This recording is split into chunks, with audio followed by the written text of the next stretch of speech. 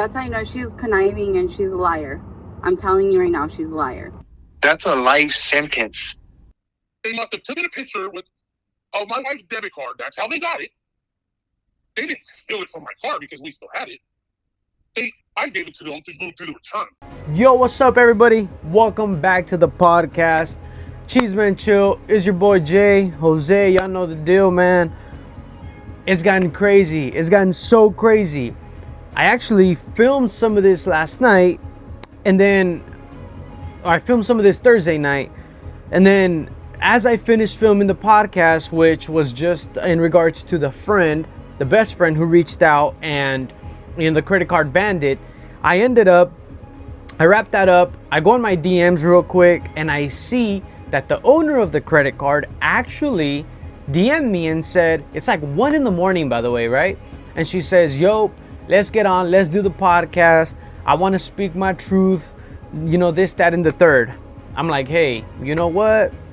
I can't come out right now. It's 1 a.m. Come on now. I got a 9 to 5. I do this for shits and giggles. But I'm happy to do it on a phone interview. And she says, all right, cool, let's do it. So I'm going to give you guys a little bit of a review, right? Thursday morning, I get a DM from the best friend or ex-best friend, who knows now. I get a DM, right? And I'll post it right here. It says not much, just says, hey, give me a call. I ask, why would I give you a call? She says, I have some information to give you about the credit card bandit. I am the ex-best friend. Of course, pick up the phone. I start chatting it up with her. I'm going to be looking down at my notes because it was just so much. I went down so quick. But, of course, the call starts off by her saying, look. Okay. The phone starts off by her saying, look, I've known, the bandit for a long time. We've been friends for the better part of 10 years. We've been best friends. She's always been a thief. They always constantly steal from Walmart. They're always constantly stealing. So, I totally believe that she definitely probably stole that girl's credit card. She's always had this compulsive stealing disorder, if you want to call it that. And she's just always been a thief. She says, so it doesn't surprise me that she might have stolen the credit card. And I said, no way. Well, let's hop straight into it. Let's get some of the information. So I start going through the phone call, right? She says that, like I said, she's known her for a long time. She elaborates a little bit on the CPS situation, which, we kind of all know. Anybody in the group knows that she's had this CPS situation going on for quite a while, it seems like. At least I discovered that for myself. But, she goes on goes on to say that she's also stolen from her best friend. She stole how much from you? I think it was I would have to go back and look. It's like a couple but I think $100? I'm gonna get no. Oh. $1,200. 12? She wouldn't give it back. Now, thankfully, I was able to get a phone interview with the credit card bandit themselves. Surprise. But, it was an interesting play because I reach out and I say, hey, you interested in, hopping on a phone interview, hopping on the podcast? And, to my surprise, I get the whole, hey, I've reached out to the lawyers or to a lawyer. The harassment's getting too much. And I said, whoa. I'm not harassing you. I am responding to every text message or DM you've sent me. So I am not the one that's looking for you. You looked for me since my very first post about the podcast. Second of all, if you have a lawyer, give me their contact information. I'll have our lawyers here at Chisme and Chill reach out to them and get some comments. Let's see what we can get out of it. She says that, well, it was her CPS lawyer. It's not a real lawyer, etc. And, says, I'm not accusing you, meaning us in the podcast, of harassment. It's just the people that have been harassing us in general. People from the group, people from the streets, whatever the case may be. So she says, okay, call my husband. I don't want to be in the pod, but he'll do it. He's actually the one that was involved in the situation. Mind blown. So I said, okay, cool. Let me mic up. I said, let me get going. So now I have the phone interview of the best friend, and I have the phone interview of the credit card bandit. But both of them were filmed in like the most randomest places. One, I was driving to work. The other one, I was having dinner. So they're just black screens. I'll put some captions on there so you guys could read who's talking. Some I do have to distort the voice. They don't want their voice. The credit card owners do not want their voice on the podcast. But I will distort the voice and you guys will hear that. So I apologize for that. I tried. I asked them. They didn't want to. I respect the privacy and anybody who comes in the podcast. So I went ahead and respected, their wishes. But anyways, I was able to get everybody in the podcast within, 2 to 4 hours of each other, which was amazing. But in the morning call, I found out a lot of stuff. So, we talked about the mugshot, right? Everybody knows about this infamous mugshot. She got arrested at the La Quinta Walmart, for stealing at the La Quinta Walmart. She got arrested in Indio, had about $8,000 of stolen goods. I did ask the credit card bandit about this situation, and they did elaborate on it. I will attach the video of our audio recording so you are able to hear it for yourself. But she was arrested about a year and a half ago. Those charges were, they came to a conclusion. She had some restitution to take care of. She was trespassed from that Walmart, and it seems like all is good. However, they ended up going through with the charges. She got charged for that. So regarding that incident where the mugshot came about, that theft shoplifting case at the La Quinta Walmart, it was true. She did get caught with stolen goods, but her husband or her partner at the time was coercing her, almost demanding that she did this, or he would threaten her or the kids with physical repercussion. Should she not bring back stolen goods, correct? Correct. But in that time, the credit card bandit says that she had a very abusive partner who threatened the children, who was apparently the baby daddy from the children that are in the foster system now. He would threaten her as well. So she kind of victimized or made it sound like she was in a victim situation, and she was forced to steal from Walmart. However, the best friend says that is not the case. We'll also post a recording. But the best friend says that was not the case. She was not forced to steal. She's just a habitual thief. Now, this is coming from the best friend. She says she steals and specifically happened to use Walmart as a reference, that she knows her for stealing at Walmart. She's known for that. She said that, the situation she was in with her baby daddy at the time, or with her baby daddy at the time of the situation, her words, I believe, were something like she looked for it. Meaning, who knows? I mean, she just chose that person and maybe chose to stay. I don't know. When you are a victim, I don't want to speak on that much. It's a touchy subject that is out of my realm. But on top of that, we went into the whole Wingstop situation with the best friend, only because on her social media profile, it does say that she works at Wingstop. And so the friend was quick to tell me that she was actually terminated from Wingstop. I will post a clip. She was terminated from Wingstop for stealing. She was got caught stealing at Wingstop. I asked the credit card thief about the situation, and that's not how she remembers it. She also clarified that she was not fired, she was let go. So, what's the difference? I don't know. You guys tell me. It seems to me like it's kind of similar. Like you're just putting a better sounding title to the situation. But nonetheless, they parted ways with her, or she parted ways with them. But she says it wasn't for stealing. Now post that clip. She even stole from Wingstop, and that's why she got fired. Is that something that makes sense to you guys? Is that something that sounds... No, and she got let go. She didn't get fired. So, on top of that, the friend herself actually has had run-ins with her. They've been in the car together when the best friend has seen the credit card bandit with, are you ready for it? Credit cards that are not hers. They do not belong to the credit card bandit. It is not her name. It is not her information. Now, the best friend said she did confront her about the situation. She did confront her when she had a credit card that did not belong to her, and she agreed to dispose of it.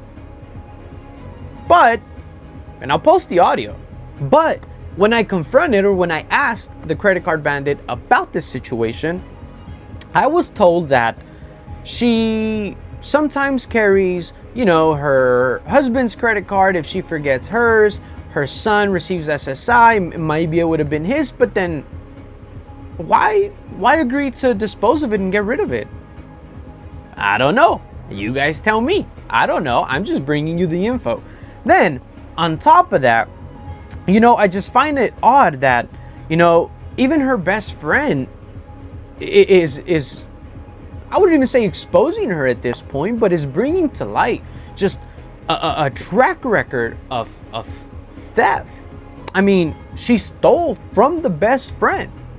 From her best friend, she stole $1,200. And to add insult to injury, it was at a time when she was moving houses. The best friend was moving, from one home to another. She was going through a divorce, had some family situation going on. And you steal $1,200 from your best friend? I mean, hell, $1,200, a couple years ago, and $1,200 now, it's $1,200. If anybody got something to spare there, shoot it my way. But $1,200, it's a good chunk of change. To steal from your best friend, from anybody but your best friend? Damn, that's tough. That's low, But I did ask her about that too, the credit card bandit. That's also not how they recall the situation. They recall the situation a little bit different. I'll leave the audio clip as well. So just to clarify, those $1,200 that she's speaking about, they are true. However, she said you guys stole it from her. You guys are saying it was security deposit and rent, and because she chose to back out at the last minute, that was, that's her problem. The agreement was already there, and it's not your responsibility to give the money back, correct? Correct. But okay. I offered to pay her the rent, not the security deposit, just the rent. The $700 for the rent, right? Yes. And she said you can keep the money. Yes. So, there was a lot of situations there that just alluded to the credit card bandit being in somewhat of a sketchy trajectory almost her whole life. When I did ask the friend about just how far these activities went, a lot of it just kind of revolved around like fraudulent activity. She plays the victim on social media so people can help her. This is coming from information that I received, from people on social media. I mean, the amount of DMs I have received is bonkers to me, of how many people have had some sort of run-in with them that's just turned sour. I mean, how could you have that many? Like, are you really the victim all the time? Once again, you guys tell me. You guys are the ones listening. I'm just bringing you the information. The friend even topped it off by saying, and I want to end it with this on the best friend situation, because then it transitions. This situation sort of mirrors what happened with the credit card in itself. So the best friend says that when the whole moving situation, the $1,200 situation was happening, at the same time, they were helping her move. The credit card bandits, the couple, were helping her move, and they broke her brand new TV. When they broke her TV, they told her to just, casually go defraud Walmart, tell them that, it was broken when I got it, and they'll give you a new one. The best friend says, she was not with that. That's not something that, she wanted to have in her conscience, and it's just not what she wanted to do. so she didn't go through with it. But I also asked the credit card bandits about this situation. I'll also post those clips. Now, why is that interesting? Well, apparently the credit card situation all came about from a TV. Who would have thought? So apparently the owners of the credit card needed to install a TV that they had purchased. They considered the bandits friends at the time, and so they reached out to them. They said, hey, if you have you could spare a hand, help me hang this TV. Apparently they came over, they hung the TV, but the other one that they had, that they were replacing, was broken. So they came up with this situation of trying to return the broken TV, who would have thought, and trying to get their money back, saying that it was broken, etc. When this happens, that's how the husband of the credit card bandit is the one that ends up in the vehicle with the owner of the credit card. When that happens, I will post the clips here of how it all went down, because the physical credit card was never stolen.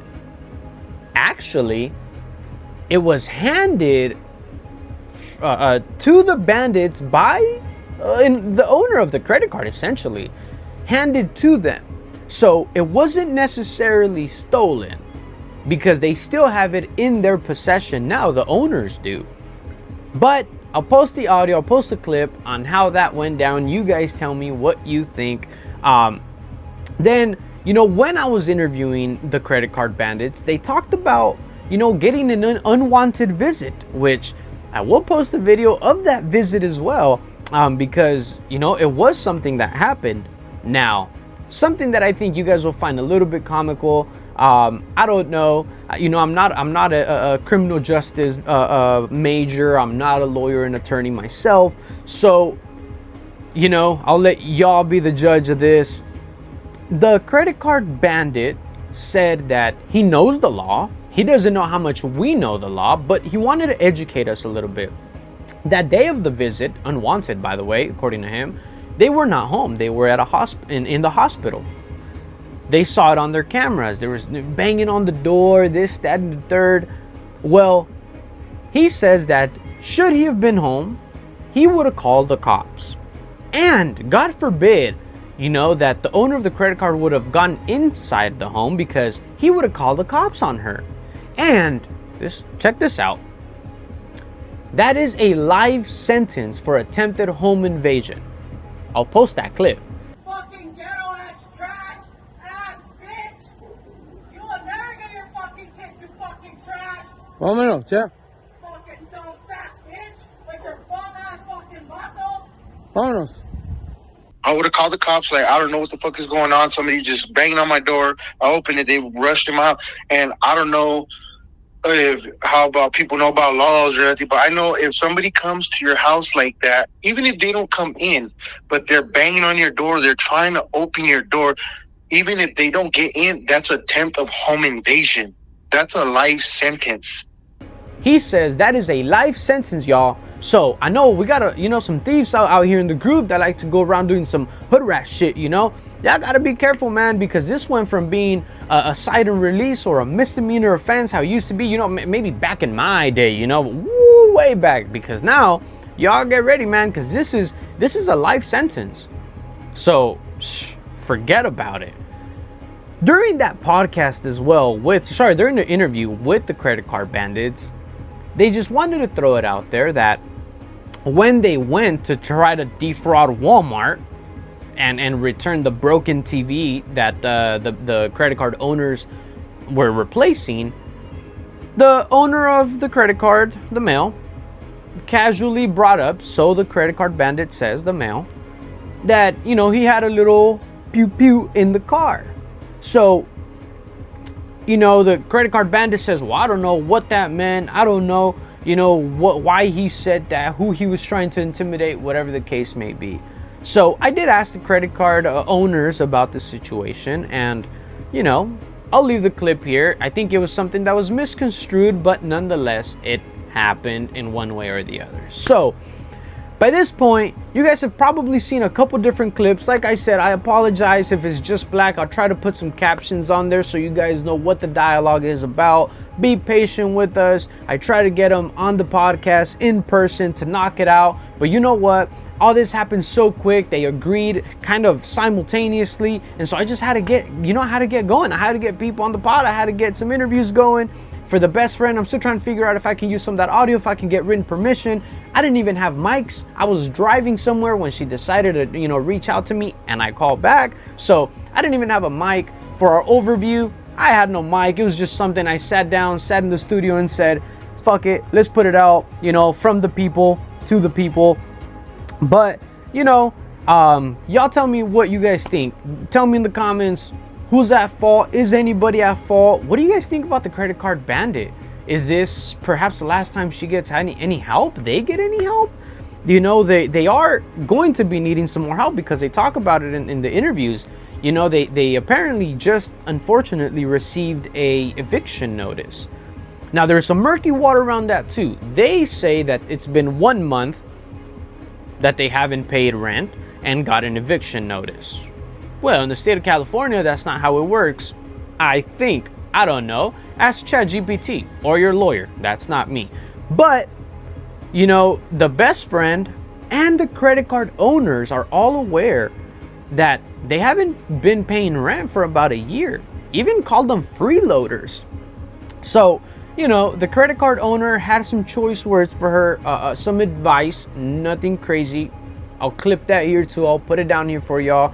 But it's just unfortunate. It's unfortunate that if this turns out to be the way it sounds like it's playing out, when we're trying to help people, myself included, we try to do it out of the bottom of our hearts, and hope that it's for the best. But sometimes these situations may occur. So what do you guys think? Tell me in the comments. Are you guys, do you plan on continuing to help her? Maybe when the eviction notice comes up, are you guys going to continue, extending out a hand? What do you guys think? I think, this has came to an end. We've heard everybody's side. I think I've done my part to y'all. What do you guys think? Tell me about it. How do you guys feel about the situation? Overall, do you guys pick a side? Pick a side. Let me know, who do you stand with? Do you stand with the credit card owner? Do you think they did the right thing? Do you think anybody did the right thing? Better yet, do you guys think that the credit card bandit, were they right or wrong in any way? The friends extended a hand and they tried to take a leg and took everybody down with them. It seems like they had a track record from back when they lived in Indio of just being thieves and being in the wrong path. So it seems like now in the city of Desert Hot Springs, this has kind of continued to be the case. What do you guys think? Let me know, y'all. Like I said, subscribe, hit that bell for the next pod coming up. It's gonna be an interesting one. The person I'm trying to get the interview going with, but you guys know about the situation. He is the cheater mechanic. He was a mechanic, had some infidelity issues after he had a 6-month-old baby at home, had a whole wife, whole situation, mistress exposes him, the whole 9. So we're gonna have him on the pod, ask him a couple questions. You guys let me know what questions you guys want me to ask him. Let's give him a run for his money. Let's just see what's going on, good and bad. Maybe it's done good for him in life. It's gotten better, strengthened relationships, brought him closer to God. Who knows? But without further ado, y'all, I appreciate the patience, I appreciate the time, I appreciate the support. 500 plus views in 24 hours. I owe that to y'all. Subscribers, triple digit subscribers in 24 hours. Owe that to y'all, my dudes. Put that kiss wherever you want it. I appreciate y'all. Thank you so much. Keep telling your abuelita, your abuelito, your tios, your tias, your primas, your family members, your neighbors. Let them know the Chisme is going to be here, from the neighborhood to the neighborhood. From your boy Jay, Jose is out. Chisme and chill. See y'all later.